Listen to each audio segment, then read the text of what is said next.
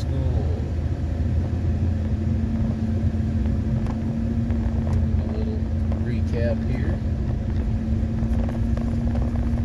as I am wont to do.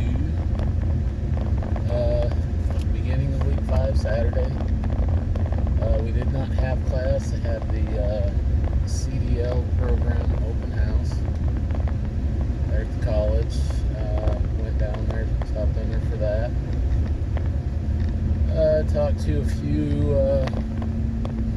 There wasn't a whole lot of company. Weather was not good. Several companies that were scheduled to be there canceled because they were coming in from out of town and stuff. I talked to a few places. I don't know. There's one that may sound okay. I'm going to have to look into it a little more. But ended up just come back home. It was conditions were deteriorating, and then Saturday afternoon, the winds really kicked up. There were some 90-mile-an-hour gusts. We lost power for, I don't know, a couple of hours. Ended up having to run back into town just to get something to eat, because of course power went off right before I was going to cook dinner. Glad it didn't go off when I was in the middle of cooking dinner. But anyway, that's not really about trucking school. Monday, April 8th.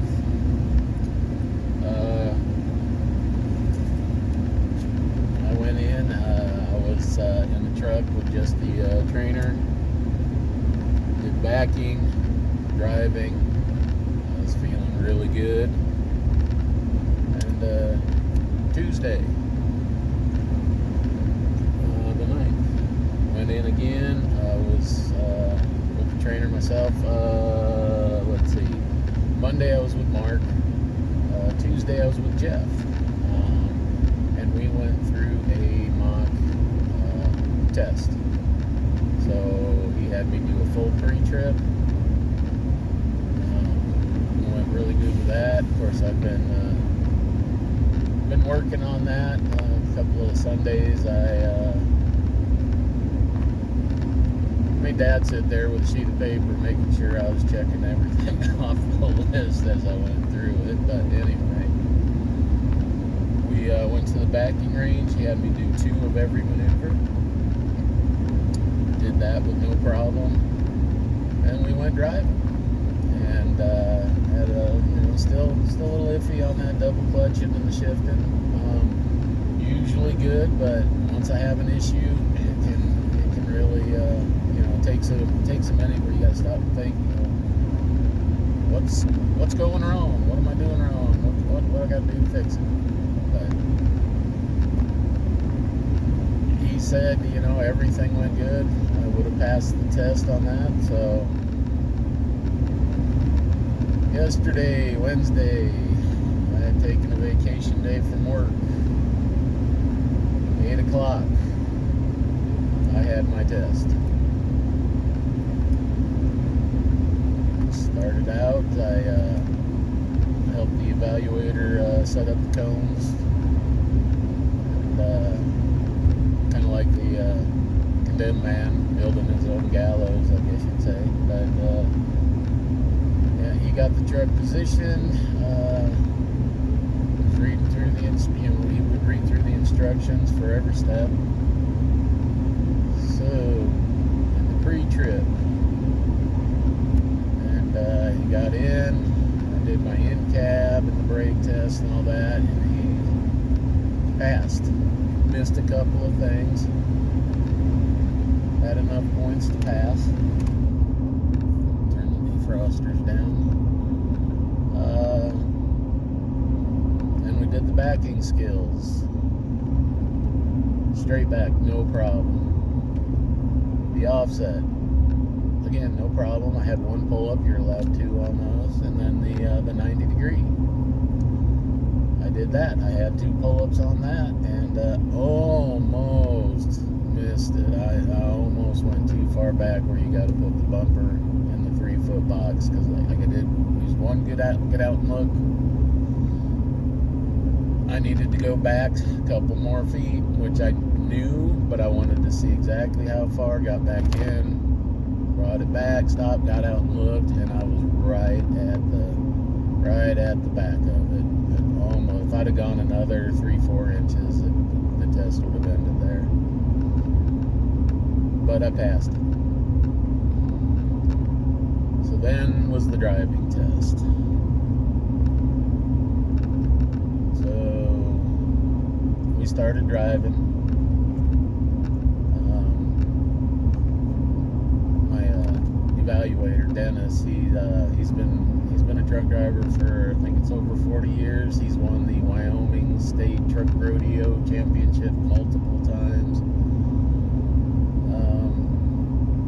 He gave me the directions on where to go. My biggest concern was the right-hand turn and dragging that trailer, the rear wheels, making sure I didn't hit a curb. Hitting a curb is an automatic failure. Did not do it, thankfully. Went around town. He had me do a couple of emergency stops.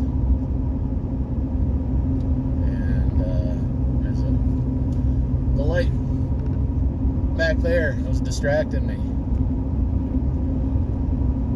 We got somebody parked up here on the side. Looks like it might be police.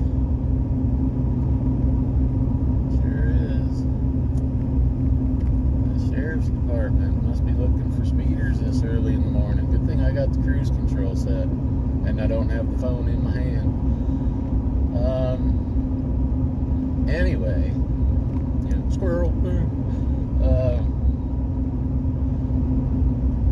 Got on the interstate, had to safely change lanes as if I was passing, given different scenarios. Drove around and then heading back to the backing range. There is major construction on the west entrance to that. He had me turn onto it, and I really thought this is where it ends. Right here at the end, this is where it'll end. I made that left-hand turn.